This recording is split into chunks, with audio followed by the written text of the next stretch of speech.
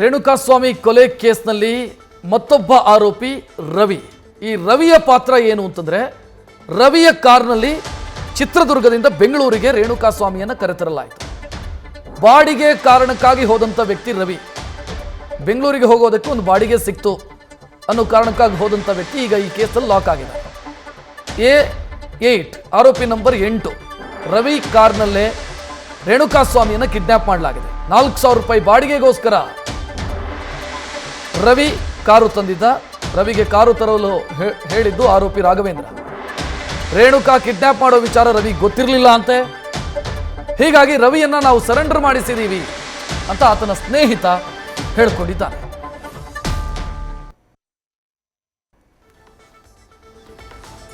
ಆ Etios car ಏನಿದೆ ಅದರ ಮಾಲೀಕ ಈ ರವಿಯ ಇಟಿಯೋಸ್ ಕಾರ್ನಲ್ಲೇ ಚಿತ್ರದುರ್ಗದಿಂದ ಇಲ್ಲಿಗೆ ಬೆಂಗಳೂರಿಗೆ ಪಟ್ಟಣಗೆರೆಯ ಶೆಡ್ಡಿಗೆ ಕರೆತಂದಿರೋದು.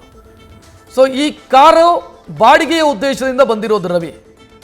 ರವಿಯನ್ನು ಸಂಪರ್ಕಿಸಿದ್ದು ರಾಘವೇಂದ್ರ, ಅಂದರೆ ದರ್ಶನ್ ಅಭಿಮಾನಿ ಸಂಘದ ಅಧ್ಯಕ್ಷ ಅಂತ ಹೇಳಲಾಗ್ತಾ ಇರುವಂಥ ವ್ಯಕ್ತಿ ಆ ರಾಘವೇಂದ್ರ ಸಂಪರ್ಕ ಮಾಡಿದ. 4,000 ರೂಪಾಯಿ ಬಾಡಿಗೆ ಮಾತನಾಡಿದ್ದ. ಬಾಡಿಗೆ ಪ್ಲಸ್ ಬಾಟಾ ಅಂತ 4,000 ರೂಪಾಯಿ ಮಾತನಾಡಿದ್ದ. ಸೊ ರವಿ ಆ ಬಾಡಿಗೆಯ ಕಾರಣಕ್ಕಾಗಿ ಬಂದು ಈಗ ಆರೋಪಿ ನಂಬರ್ 8 ಅಂತ ಆಗಿರೋದು ಈ ಕೇಸ್ನಲ್ಲಿ. ಇನ್ನು ರವಿ ಸರೆಂಡರ್ ಆಗಿರೋ ಬಗ್ಗೆ ಆತನ ಸ್ನೇಹಿತ ಮೋಹನ್ ಮಾತನಾಡಿದ್ದಾರೆ, ನೋಡೋಣ. ಚಿತ್ರದುರ್ಗದ ರೇಣುಕಾಸ್ವಾಮಿ ಹತ್ಯೆ ಪ್ರಕರಣಕ್ಕೆ ಸಂಬಂಧಪಟ್ಟಂತೆ ಈಗಾಗಲೇ 8ನೇ ಆರೋಪಿ ಡಿವೈಎಸ್ಪಿ ಕಚೇರಿಗೆ ಬಂದು ಶರಣಾಗಿದ್ದಾರೆ.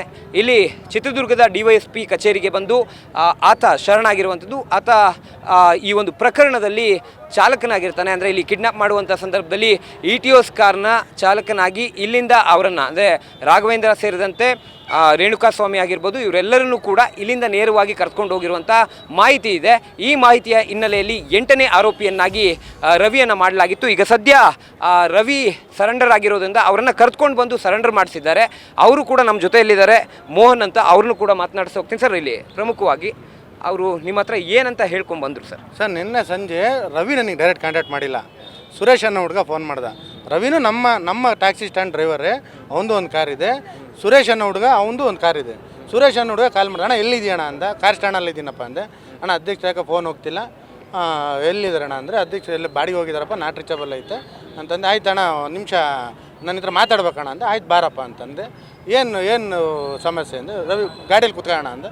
ಗಾಡೀಲಿ ಕುಂದಿರಿಸ್ಕೊಂಡು ಇಲ್ಲಿ ನಗರದ ಗಾಯತ್ರಿ ಚೌಟ್ರಿ ಹತ್ರ ಹೋದ್ವಿ. ಗಾಯತ್ರಿ ಚೌಟ್ರಿ ಹತ್ರ ಹೋದ. ರವಿ ಹಿಂದ್ಗಡೆ ಇದ್ದ. ಹಂಗೆ ಕ್ಯಾಜುಯಲ್ಲಾಗಿ ನಮಗೆ ಏನು ಗೊತ್ತು ಸರ್, ಟೀ ಕುಡಿಯೋ ಕರ್ಕೊಂಡು ಹೋಗ್ತಾರೆ ಅನ್ಕೊಂಡು. ಏನಪ್ಪ ಅಂತಂದು, ಅಣ್ಣ ಸಮಸ್ಯೆ ಆಯ್ತು. ಏನಪ್ಪ ಅಂದ. ಅಣ್ಣ ಈ ದರ್ಶನ್ ಕೇಸ್ ಒಳಗೆ ನಮ್ಮದೇ ಕಾರಣ ಗಾಡಿ ಹೋಗಿದ್ದು ಅಂತ ಹೇಳ್ದ. ಹೌದೇನಪ್ಪ, ಏನಾಯ್ತು, ಏನೋ ಸಮಸ್ಯೆ ಅಂದ. ಅಣ್ಣ ಏನೂ ಇಲ್ಲ, ಜಗ್ಗು ಅನ್ನೋ ಹುಡುಗ ಆಟೋ ಡ್ರೈವರು ಕಾರಿಗೋಸ್ಕರ ಸುರೇಶ್ ಅನ್ನೋ ಹುಡುಗನಿಗೆ ಫೋನ್ ಮಾಡಿದ್ದಾನೆ. ಅಣ್ಣ ಬಾಡಿಗೆ ಗಾಡಿ ಕಳಿಸು, ಬೆಂಗಳೂರಿಗೆ ಹೋಗ್ಬರೋದು ಅಂತ. ನಮಗೇನು ಸರ್, ಬಾಡಿಗೆ ಫಸ್ಟ್ ಮೇನ್ ನಮಗೇನು ಬಾಡಿಗೆ ಮಾತಾಡ್ತಾರೆ. ಈ ಸುರೇಶ್ ಏನು ಮಾಡಿದಾನೆ, ಅವನು ಚಿಕ್ಕಮಗಳೂರಿಗೆ ಬಾಡಿಗೆ ಹೋಗ್ತಿದ್ದಾನೆ. ಚಿಕ್ಕಮಗಳೂರಿಗೆ ಬಾಡಿಗೆ ಹೋಗೋದ್ರಿಂದ ಹಿಡಿದು ಅವನು ಏನು ಮಾಡಿದಾನೆ, ರವಿಗೆ ಫೋನ್ ಮಾಡಿದಾನೆ. ರವಿ ಊರಲ್ಲಿ ನಿನ್ನೆ ಬೆಂಗಳೂರಿಗೆ ಬಂದು ಮನ್ಕೊಂಡಿದ್ದಾನೆ. ರವಿ ಫೋನ್ ಎತ್ತಿ ಅಣ್ಣ ಏನು ನಂಬರ್ ಕೊಟ್ಟು ಬಾಡಿಗೆ ಮಾತಾಡ್ಕೊಳ್ಳಪ್ಪ ಅಂತ. ಅವ್ನು ಜಗ್ಗುಗೆ ಫೋನ್ ಮಾಡ್ಬಿಟ್ಟು ಇವನು ಬಾಡಿಗೆ ಮಾತಾಡೋಣ. 10 ರೂಪಾಯಿ ಕಿಲೋಮೀಟ್ರು, ಡ್ರೈವರ್ ಬೇಟ, ಟೋಲು, ನಮ್ದು ಇದಿರುತ್ತೋ ಅದನ್ನೆಲ್ಲ ಮಾತಾಡ್ಕೊಂಡಿದ್ದಾನೆ. ಮಾತಾಡ್ಕೊಂಡು JC ಎಲೆಕ್ಟ್ರಿಷಿಯನ್ಗೆ ಬಾರಪ್ಪ, ಜಲ್ದಿ 10 ನಿಮಿಷ ಬರಬೇಕು ಅಂತ ಹೇಳಿ. ಏನಕ್ಕೆ ಬೆಂಗಳೂರಿಗೆ ಹೋಗಿ ನಾವು ಸರ್, ನಾವು ಏನಂತ ನಮಗೇನು ಕೇಳೋಣ ಸರ್. ನಮ್ದೇನು ಟ್ಯಾಕ್ಸಿ, ನಮ್ದೇನು ವರ್ಕ್, ನಾವು ಅದನ್ನು ಮಾಡ್ಬೇಕಷ್ಟೇ. JC ಎಲೆಕ್ಟ್ರಿಷಿಯನ್ಗೆ ಬರ್ರಿ ಅಂದ್ರೆ JC ಎಲೆಕ್ಟ್ರಿಷಿಯನ್ಗೆ ಗಾಡಿ ಬಂದಾನೆ ಹುಡುಗ. ಬಂದಮೇಲೆ ಮತ್ತೆ ಕಾಲ್ ಮಾಡಿದಾನೆ. ಯಾರಿಗೆ? ಜಗ್ಗುಗೆ. JC ಎಲೆಕ್ಟ್ರಿಷಿಯನ್ಗಿಲ್ಲ, ನಾವು ಜಗಳೂರು ಮಾಲಿಂಗಪ್ಪ ಬಂಕ್ ಹತ್ರ ಇದ್ವಿ, ಅಲ್ಲಿ ಬಂದುಬಿಡೋಣ. ಶಿಸ್ತು ಮತ್ತು ಜಗಳೂರು ಮಾಲಿಂಗಪ್ಪ ಬಂಕ್ ಹತ್ರ ಹೋದ ತಕ್ಷಣ ಅಣ್ಣ ಡೀಸೆಲ್ ಹಾಕ್ಸ್ಕೊಂಡು ಮುಂದಕ್ಕೆ ಬಾ ಅಂತ ಅಂದ್ರಂತೆ. ಇಲ್ಲಣ್ಣ ದುಡ್ಡಿಲ್ಲ ನನ್ನ ಹತ್ರ ಅಂತ. ಅವಾಗ ಏನು ಮಾಡಿದ್ರೆ ಜಗ್ಗು ಬಂದುಬಿಟ್ಟು 2,000 ಕೊಟ್ಟು ಡೀಸೆಲ್ ಹಾಕ್ಸಿದಾನೆ. ಡೀಸೆಲ್ ಹಾಕ್ಸ್ಕೊಂಡು ಅಲ್ಲಿಂದ ಮುಂದಕ್ಕೆ ಮುಂದ್ಗಡೆ ಆಟೋದಲ್ಲಿ ಅವಲೇ ರೇಣುಕಾಸ್ವಾಮಿ, ಆಮೇಲೆ ಯಾರು ಜಗ್ಗು ಅನ್ನೋ ಹುಡುಗ, ಅನು ಅನ್ನೋ ಹುಡುಗ, ರಘು, 4 ಇಟಿಯೋಸ್ ಕಾರ್ನಲ್ಲಿ ಕೂತ್ಕೊಂಡಿದ್ದಾರೆ ಬಂದು. ಅಂದರೆ ಮೊದಲಿಗೆ ಆಟೋದಲ್ಲಿ ಅವರು ಹೋಗಿ ಆಮೇಲೆ ಕಾರ್ ಬಂದಿದ್ದ ಹೇಗೆ ಸರ್? ಫಸ್ಟು ಹೋಗಿ ಆಟೋದಲ್ಲಿ, ಇಲ್ಲಿಂದ ಜಗ್ಗು ಅನ್ನೋರು ಆಟೋದಲ್ಲಿ ಹೋಗಿ ಜಗಳೂರು ಮಾಲಿಂಗಪ್ಪ ಮುಂದ್ಗಡೆ ಆಟೋ ನಿಲ್ಸ್ಕೊಂಡಿದ್ದಾರೆ. ಆದಮೇಲೆ ಇಲ್ಲಿಂದ ಕಾರ್ನ ಕರೆಸ್ಕೊಂಡು ಅಲ್ಲಿಗೆ ಹೋಗಿರೋ ಸರ್. ಅದು ಟ್ಯಾಕ್ಸಿ ರೆಂಟ್ ಬುಕ್ ಮಾಡ್ಕೊಂಡು ಗಾಡಿನ ಅಲ್ಲಿಂದ ಹೋಗಿರೋ ಸರ್. ಯಾವ ಮಾರ್ಗದಲ್ಲಿ ಹೋದ್ರಂತೆ ಸರ್? ನಿಮ್ಮ ಹತ್ರ ಮಾತಾಡ್ಬೇಕು. ನಮ್ಮ ಹತ್ರ ಮಾಹಿತಿ ಪ್ರಕಾರ ಹಿಂಗೆ ತುಮಕೂರು ಇದು ನೈಸ್ ರೋಡಿಂದ ಅಲ್ಲಿಂದ ಲೊಕೇಶನ್ ಹಾಕ್ಸ್ಕೊಂಡು ಅಲ್ಲಿಗೆ ಹೋಗಿರೋದು ಸರ್. ತುಮಕೂರಲ್ಲಿ ತಿಂಡಿ ತಿಂದಿದ್ದಾರೆ ಸರ್. ತಿಂಡಿ ತಿಂದಾಗೂ ಈ ಹುಡುಗ ಏನು ವಾಪಸ್ ಮಾಡಿಲ್ಲ. ಎಲ್ಲಿ ಸರ್ ತಿಂಡಿ? ತುಮಕೂರೆಲ್ಲ ಟೋಲ್ ಹತ್ರ ಎಲ್ಲ ತಿಂಡಿ ತಿನ್ನೋದು ಸರ್, ಬಿಲ್ಲು ಸಮೇತ ಇವರೇ ಕೊಟ್ಟಿದ್ದಾರಂತೆ ಸರ್, ರೇಣುಕಾ ಸ್ವಾಮಿಯವರೇ ತಿಂಡಿ ಬಿಲ್ ಕೊಟ್ಟಿದ್ದಾರೆ ಅಂತ ನಮಗೆ ರವಿ ಹೇಳಿದ ಮಾಹಿತಿ ಸರ್. ಈಗ ಒಳಗಡೆ ರವಿ ಅವರು ಏನಂತ ಹೇಳಿದ್ರು ಸರ್, ರೇಣುಕಾ ಸ್ವಾಮಿ ಜೊತೆ ಏನೆಲ್ಲ ಮಾತಾಡ್ತಿದ್ರು ಇವ್ರು ರಾಘವೇಂದ್ರ? ಏನೋ ಯಾರು ಹೆಣ್ಮಕ್ಳಿಗೆ ಇವು ಅಶ್ಲೀಲ ಮೆಸೇಜ್ಗಳು ಹಾಕಿದಂತೆ, ಅದನ್ನು ಇವ್ರು ಕೇಳಾರಂತೆ. ಅವನಣ್ಣ ನನಗೆ ಇಲ್ಲ, ನನಗೆ ಯಾಬಿ ಇದು, ನಾನೊಂದು 500 ಜನ ಇವೆಲ್ಲ ಅವ್ರು ಮಾಹಿತಿ ಕೊಟ್ರ ನಮ್ಗೆ, ಇವು ಫೋಟೋಸ್ ಇದಾವಣ್ಣ ಹಾಕಿದ್ದೀನಣ್ಣ ಅಂತ ಅನ್ನೋಣಂತಷ್ಟೇ. ಇವ್ರು ಅಷ್ಟು ವಿಚಾರ ಮಾತ್ರ ಮಾತಾಡಾರಂತೆ. ಏನಣ್ಣ ನೀನು ತಲೆ ಪ್ರತಿಷ್ಠೆ ಮಾಡೋ, ಸುಮ್ಮನೆ ಗಾಡಿ ಹೊಡಿ ಅಂತೇಳಿ ಇವನಿಗೆ ಹೇಳಿದಾರೆ ಸರ್. ಹಾಂ, ಎಲ್ಲಿ ಬಿಟ್ಟಂತೆ ಅಂತ ಏನಾದರೂ ಮಾತಾಡಿದ್ರು ಸರ್ ರವಿ ಅವರು? ಸರ್ ರವಿನ ಶಿಸ್ತು ಪಟ್ಟಣಗೆರೆ ಶೆಟ್ಟಿ ಒಳಗಡೆನೇ ಗಾಡಿ ತಗೊಂಡು ಹೋಗಿರೋದು ಇವರು. ಹೋದ ತಕ್ಷಣ ಅವ್ನು ಹೇಳಿದ ಮಾಹಿತಿ ಪ್ರಕಾರ 30-40 ಜನ ಅಲ್ಲಿ ಇದ್ರಂತೆ. ಇವ್ರನ್ನೆಲ್ಲ ಕೆಳಗಿಳಿದಾಗ ಇವ್ರನ್ನ ರೇಣುಕಾ ಸ್ವಾಮಿ ನೋಡಿ ಇವನಿಗೆ ಹೊಡ್ಯಕ್ಕೆ ನಾವೆಲ್ಲ ಒಂದು 30-40 ಜನ ಯಾಕೆ ಅಂತ ಒಂದು 10-15 ಜನ ಹೋದ್ರು ವಾಪಸ್ಸು, ಇನ್ನು ಉಳಿದ್ರೆ ಅವ್ರನ್ನ ಕರ್ಕೊಂಡು ಹೋದ್ರು ಒಳಕ್ಕೆ ಅಂತ ಹೇಳಿದೆ ಸರ್. ಇಲ್ಲಿ ಅವರು ಹೊಡಿಬೇಕಾದ್ರೆ ಇವ್ರೇನಾದರೂ ಇದ್ರಂತ? ಇಲ್ಲ, ಇವ್ರ ಜಗ್ಗು, ಅನು, ಆಮೇಲೆ ಇವನ್ನ ರವಿನ ಒಳಗಡೆ ಕರ್ಕೊಂಡಿಲ್ಲ ಅವರು. ಗಾಡಿ ಹತ್ರ ನೀವು ಇರ್ರಿ ಅಂತ ಅವ್ರನ್ನ ಒಂಥರ ನೀವು ಇಲ್ಲೇ ಇರ್ರಿ ಅಂತ ರಘು ಹುಡುಗನೊಬ್ಬನ್ನ ಕರ್ಕೊಂಡು ಹೋಗಿದ್ದಾರೆ ಸರ್. ಇವ್ರು ಯಾವಾಗ ವಾಪಸ್ ಬಂದ್ರಂತ ರವಿ ಅವರು? ಸರ್ ರವಿಗೂ ಅಲ್ಲಿ ಮರ್ಡರ್ ಆದಮೇಲೂ ಅಲ್ಲೇ ಇದ್ದಾನೆ ಅವನು. ರವಿನೂ ಮರ್ಡರ್ ಆದಮೇಲೂ ಅವನಿಗೆ ಬಂದು ಕೇಳಿದ್ದಾರೆ, ಏನಪ್ಪ ಹಿಂಗೇನಿದ್ದು ಅಪ್ರೂ ಆಗ್ತೀಯಾ ಏನು ನೀನೆಲ್ಲ? ಅಣ್ಣ ನಾನು ಯಾಕಣ್ಣ ಹೋಗೋಣ, ನನಗೆ ಏನಣ್ಣ ಸಂಬಂಧ ಐತಿ, ನಾನು ಬಂದಿರೋದು ಬಾಡಿಗೆ, ನನ್ನ ಬಾಡಿಗೆ ಒಂದು ಕೊಟ್ಟುಬಿಡೋಣ, ನಾನು ಹೋಗ್ಬಿಡ್ತೀನಿ ಅನ್ನೋದು. ಅವನಿಗೆ 4,000 ದುಡ್ಡು ಕೊಟ್ಟು 2.5 ತನಕ ಅಲ್ಲೇ ಇಟ್ಕೊಂಡು ಅವ್ನು ಅಲ್ಲಿಂದ ವಾಪಸ್ ಕಳಿಸಿದ್ದಾರೆ. ಯಾವ ಕಾರ್ ಸರ್ ಅವ್ರದ್ದು? Etios car, Toyota Etios car, K11 ಮುಂದೆ ನಂಬರ್ ಗೊತ್ತಿಲ್ಲ ನನಗೆ ಎಷ್ಟು ಕನ್ಫರ್ಮೇಷನ್ ಆಗಿ.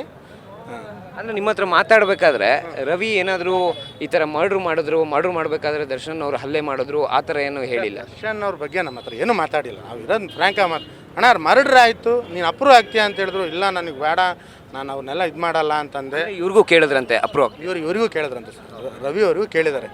ರವಿ ಅವ್ರು ಗಾಬರಿ ಅಂದ, ಅಣ್ಣ ನನಗೆ ಇದೇನಣ್ಣ ಅಂತಂದಾಗ ರಘುವನ್ನ ಅಲ್ಲೇ ಇಟ್ಕೊಂಡು ಜಗ್ಗ, ಅನು ಇವರು 3 ಅಲ್ಲಿಂದ ವಾಪಸ್ ಬಂದಿದ್ದಾರೆ. ರಘು ಬಂದು 4,000 ಅಮೌಂಟ್ ಕೊಟ್ಟಿದ್ದಾನೆ ಸರ್, ಅವನಿಗೆ ಬಾಡಿಗೆ ದುಡ್ಡು ಕೊಟ್ಟಿದ್ದಾನೆ. ಬಾಡಿಗೆ ಕೊಟ್ಮೇಲೆ ವಾಪಸ್ ಬಂದಿದ್ದಾರೆ ಅವರು. ಇವತ್ತು ಸರೆಂಡರ್ ಆಗಬೇಕಾದ್ರೆ ಏನಂತ ಹೇಳಿದ್ರು ಸರ್ ನಿಮ್ಮ ಹತ್ರ? ಸರ್ ಏನಿಲ್ಲ, ನನಗೆ ಅಣ್ಣ ಏನು ಮಾಡ್ಬೇಕನ್ನೋದೇ ಗೊತ್ತಾಗಂಗಿಲ್ಲ ಅಂತಂದರೆ, ಕಾನೂನಿಂದ ತಪ್ಸ್ಕೊಳಕ್ಕಾಗಲ್ಲ ರವಿ, ನಮ್ದು ಏನಾಯ್ತೋ ನಾವು ಅದ್ರ ಬಗ್ಗೆ ಹೋಗಿ ಹೇಳೋಣ. ನೀನು ಹೋಗಿರೋದು ಬಾಡಿಗೆ, ನೀನು ಅವ್ರತ್ತೇನು ಕಳ್ತನ ಮಾಡೋಕ್ಕೆ ಹೋಗಿಲ್ಲ, ಕೊಲೆ ಮಾಡೋಕ್ಕೆ ಹೋಗಿಲ್ಲ, ಏನೂ ಇಲ್ಲ, ನಿನಗೆ ಬಾಡಿಗೆ ಕರೆದಾರಲ್ಲಪ್ಪ, ನೀನು ಏನಾಯ್ತೋ ಅದು ನ್ಯಾಯವಾಗಿ ಹೇಳು. ಕಾನೂನು ಐತೆ, ಇವತ್ತು ದಿನ ಮೀಡಿಯಾ ಇದ್ದಾವೆ, ಅದು ಯಾವ ರೀತಿ ನ್ಯಾಯ ಒದಗಿಸ್ಕೊಡ್ತಾರೋ ಆ ರೀತಿ ನೋಡೋಣ ಅಂತ ಹೇಳಿದ್ವಿ ಸರ್. ಅಂದರೆ ಕಂಪ್ಲೀಟ್ ಪ್ಲಾನ್ ಮಾಡ್ಕೊಂಡಿದ್ದಾರೆ ಮುಂಚೆ ಅಂತ ಅನ್ಸುತ್ತೆ. ಆಟೋದಲ್ಲಿ ಹೋಗಿ ಈತನಿಗೆ ಗೊತ್ತಿಲ್ಲ ರವಿಗೆ, ಬಟ್ ಅವ್ರು ಹೇಳೋ ಪ್ರಕಾರ ಆಟೋದಲ್ಲೂ ಏನಿದೆ ಸರ್, ಇಲ್ಲಿ ಟೂರ್ಸ್ ಆ್ಯಂಡ್ ಟ್ರಾವೆಲ್ಸ್ಗಳಿಗೆ ಸಪ್ರೇಟ್ ಆಫೀಸ್ಗಳಿಲ್ಲ ಸರ್. ನಮ್ದು ಏನೊಂದು 550-600 ಗಾಡಿ ಅದಾವೆ ಇಲ್ಲಿ ಏನಾದರೂ ಫೋನ್ ಮುಖಾಂತರನೇ ಯಾರನ್ನ ಫೋನ್ ಮಾಡಿದ್ರೆ ಅಲ್ಲಿ ನಾವು ಹೋಗೋದು, ಬಾಡಿಗೆ ಹೋಗೋದು ಇಲ್ಲಿ ಮೊದಲಿನ ರೂಢಿ ಇದೆ ಸರ್.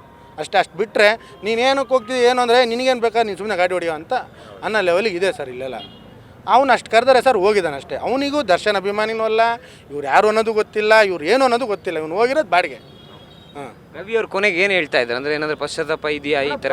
ಅಲ್ಲ, ಅವ್ನು ಪಶ್ಚಾತ್ತಾಪ ಎಲ್ಲ ಭಯ ಪಟ್ಟಿದ್ದಾನಣ್ಣ. ಅವನು ಹೆಂಡ್ತಿ ತಂದೆ ಇಲ್ಲ, ತಾಯಿ ಹ್ಯಾಂಡಿಕ್ಯಾಪು, ಹೆಂಡ್ತಿ ಮಗ ಒಬ್ಬನು, ಅವನು ಒಂದು ಸ್ವಲ್ಪ ಕಾಲಿಗೆ ರಾಡ್ ಹಾಕ್ಸ್ಕೊಂಡ್ಬಿಡ್ತಾನಂತೆ.